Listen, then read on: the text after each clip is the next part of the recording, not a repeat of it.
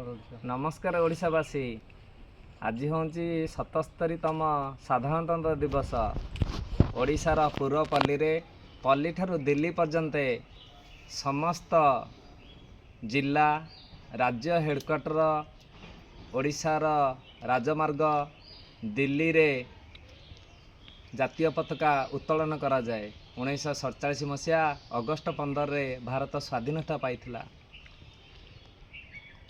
B R. Ambedkar महानायक आईन 1950 मसीहा जनवरी 26 तारिख रे प्रणयन होइथिला।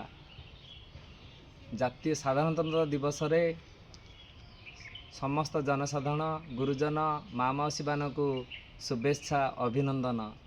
मु विजय कुमार दास, राजधानी cameraman Sarveswar, associate cameraman Raghu Sujit सहित ओडिशार अगणित दर्शक मानकर हृदय को भरा नमस्कार। जय जगन्नाथ, जय ओडिशावासी।